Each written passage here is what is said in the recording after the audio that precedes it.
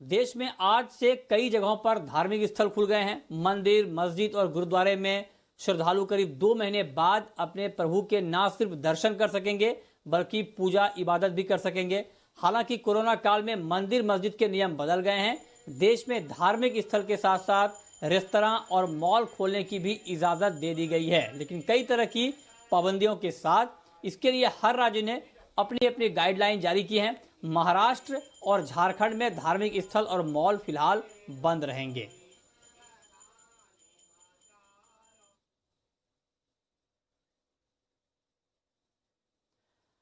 और इस पर हम और डिटेल में बात करेंगे, लेकिन उससे पहले एक खबर आपको और बता दें कि मुंबई में लॉकडाउन लागू होने के बाद से बेस्ट की बस सेवा आम लोगों के लिए बंद कर दी गई है। बस की सेवाएं कल विशेष सेवाओं से जुड़े लोगों को दी जा रही थी, पर अब अनलॉक में आज से मुंबई में बेस्ट बसों की सेवाएं आम लोगों के लिए फिर से शुरू कर दी गई हैं। तो ये ताज़ा अपडेट है कि जो पहले बंद की गई थी बेस्ट की सेवाएं, उसे फिर से बहाल कर दी गई हैं। अब इस खबर पर बातचीत करने के लिए दिल्ली से हमारे साथ दानिश आनंद बने हुए हैं और मुंबई से हमारे संवाददाता राजीव रंजन हमारे साथ जुड़े हैं। तो दानिश, पहले तो आप ये बताएं कि अनलॉक 1 में जो आज फेज 2 की शुरुआत हो रही है, जिसमें मॉल खुल रहे हैं, रेस्तरां खुल रहे हैं, होटल खुल रहे हैं, धार्मिक स्थल खुल रहे हैं, क्या देख पा रहे हैं आप? जो फर्स्ट डे है उस पर किस तरह का यहाँ पर लोगों में इसको लेकर के रिएक्शन है?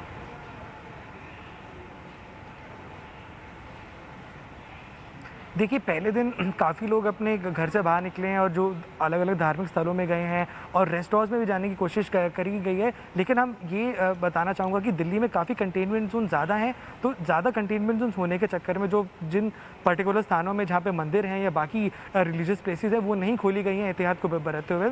लेकिन जहाँ तक मॉल्स की बात आती है, मैं इस समय DLF एवेन्यू मॉल के अंदर इस टाइम पे मैं मौजूद हूँ और मॉल्स की अथॉरिटी ने पूरी तैयारी कर ली है 3-4 दिन में कस्टमर्स के लिए मॉल्स खोलने की।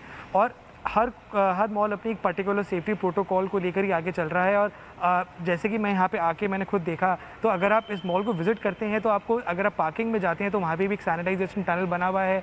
और जब आप मॉल को अंदर एंटर आप करेंगे तो यहाँ पे प्रॉपर स्पेसिंग और मार्किंग करी गई है, 6 फीट की दूरी मेंटेन हो, उसका पूरा मॉल ने इंतज़ाम करा हुआ है। आपको आरोग्य सेतु ऐप दिखाने के बाद ही आप इस मॉल के अंदर एंटर कर सकते हैं। आपको अपने आप को सैनिटाइज़ करना होगा और फिर आप मॉल के अंदर जा पाएंगे।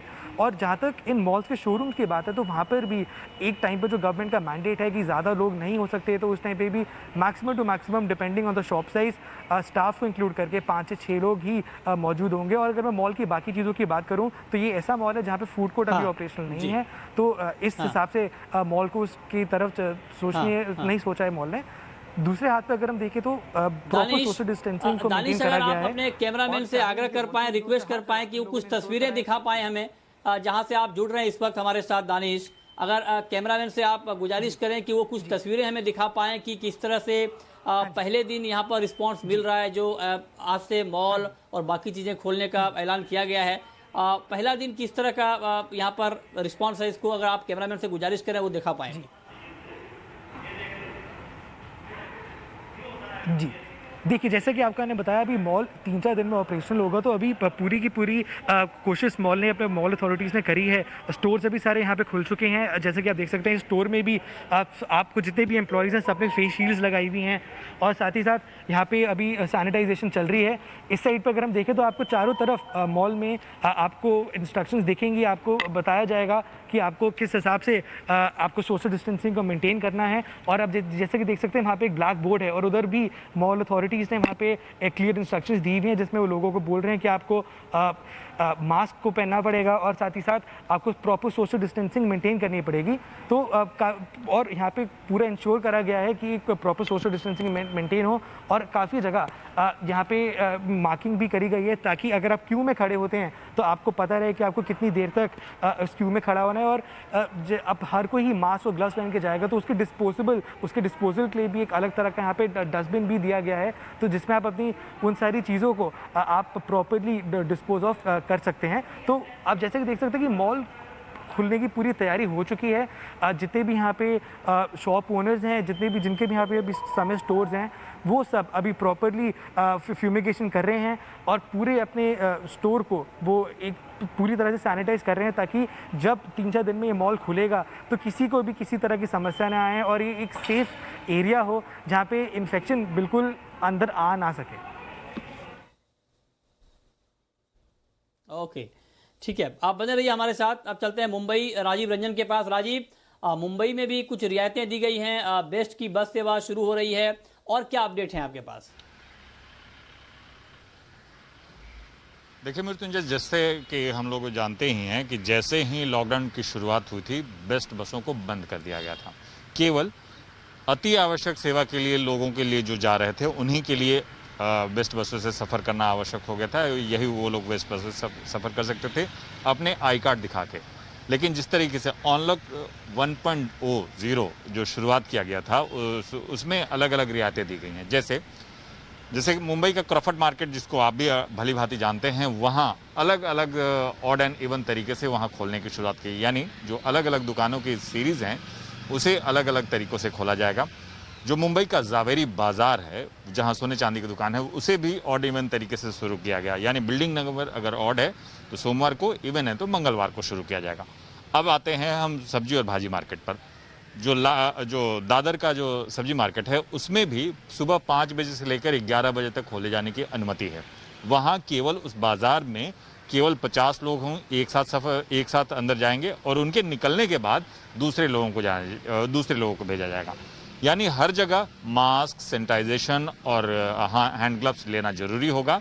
आप उसके बिना आप वहाँ सफ़र नहीं कर पाएंगे। यानी आप बाज़ार में न जाएंगे, ना कि आप क्रॉफर्ड मार्केट में जा पाएंगे और ना ही किसी और चीज़ों में जा पाएंगे।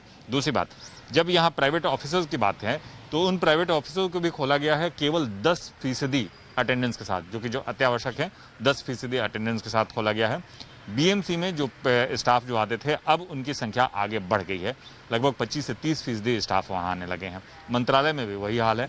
हालांकि जिस तरीके से अनलॉक का ये पहला दिन था, बेस्ट की सेवाएं शुरू की गई हैं, लेकिन बेस्ट की सेवाएं के शुरू करने के साथ साथ आपको ये भी मैं बता दूं कि बेस्ट के कर्मचारी खुद गणपति का एक मस्कट लेके और वहाँ जो अलग अलग स्टेशनों पर, अलग अलग स्टॉपेज पर लोगों को समझा रहे हैं कि आप बेस्ट में कैसे सफ़र करें, सोशल डिस्टेंसिंग कैसे मेंटेन करें, और साथ साथ वो लोग उन्हें सैनिटाइजेशन का उपयोग और बाकी चीज़ों का उपयोग सिखा रहे हैं।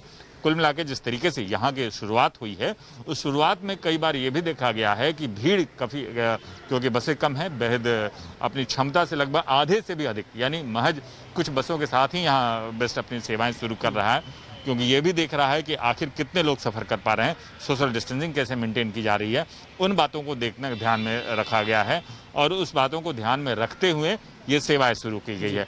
लोगों को हिदायतें भी दिया गया है कि आप सफ़र के दौरान किस तरीके से ख्याल रखें, आप एक सीट पर बैठने के बाद दूसरी सीट की किस तरह से दूरी रखें, उतरते समय कितनी दूरी बरकरार रखें, चढ़ते समय भी बस में अगर सफ़र करने के दौरान आप कितनी दूरी बरकरार रखें, अपनी बारी की प्रतीक्षा करें, बारी की प्रतीक्षा के बाद ही आप बेस्ट में सफ़र करें। एक बात और, बेस्ट की बसों में जो ड्राइवर और पैसेंजर के बीच में एक शील्ड लगाई गई है, यानी उसके दौरान ड्राइवर और पैसेंजर के बीच में एक दूरी बरकरार रहे। ट्रांसपेरेंट शील्ड है और उस शील्ड के जरिए ही लोग उसके बाद ही ड्राइवर कभी बेस्ट की, क्योंकि कुछ दिनों पहले जिस तरीके से लॉकडाउन शुरुआत हुई थी और बेस्ट की बसें चल रही थी, तो बेस्ट के कई कर्मचारी पॉजिटिव पाए गए थे। और हालांकि वो कोरोना वॉरियर्स हैं और उनके पॉजिटिव पाने के बाद भी वो लोग बेस्ट का सफ़र बंद नहीं रहा, बेस्ट की सेवाएं चलती रहीं कुछ हद तक। जिस तरीके से अत्यावश्यक सेवाएं दी जानी थी उस हिसाब से दी जा गई, लेकिन हालांकि वो लोग ठीक होने के बाद फिर से अपनी ड्यूटी पर ज्वाइन कर चुके हैं।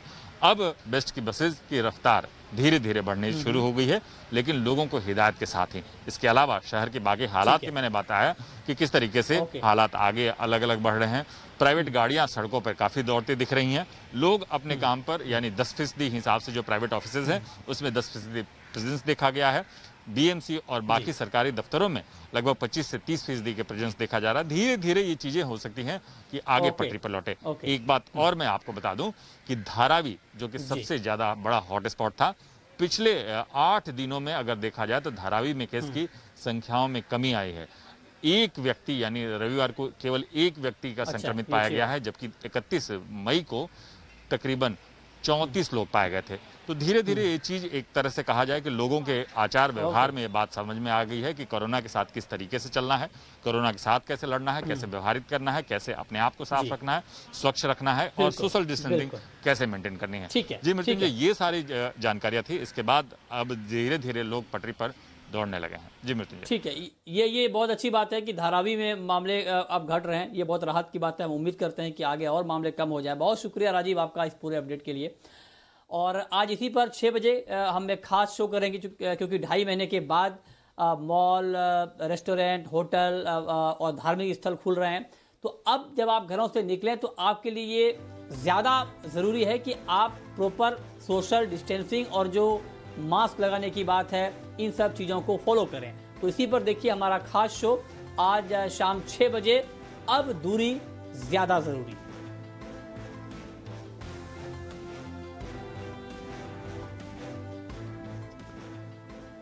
और चलिए अब बात करते हैं कोरोना के आंकड़ों की। तो देश में कोरोना का आंकड़ा लगातार बढ़ रहा है। हर नए दिन के साथ कोरोना के आंकड़े खौफ बढ़ा रहे हैं और बीते 24 घंटे में कोरोना के 9,983 नए मामले सामने आए हैं, यानी 10,000 के बेहद करीब। और कुल मरीजों की संख्या अब 2.5 लाख के पार हो गई है। और ख़ास बात यह है कि सिर्फ 5 दिनों के अंदर करीब 50,000 नए केस सामने आए हैं। और कोरोना से सबसे ज़्यादा प्रभावित महाराष्ट्र ही है। यहाँ कुल मरीजों का आंकड़ा 85,000 के पार पहुँच गया है।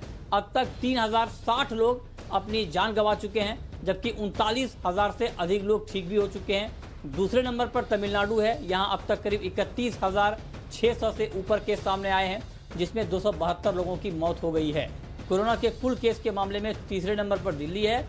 यहाँ 28,936 मामले सामने आ चुके हैं, जिसमें 812 लोगों की मौत हो चुकी है, जबकि 11,000 लोग ठीक हुए हैं। चलिए, और कोरोना के आंकड़ों पर बात करने के लिए दिल्ली से हमारे साथ दानिश आनंद हमारे संवाददाता लगातार बने हुए हैं। दानिश, लगातार आंकड़े बढ़ रहे हैं और पिछले 5 दिनों में 50,000 नए मामले आए हैं। क्या रिएक्शन है गवर्नमेंट की तरफ से?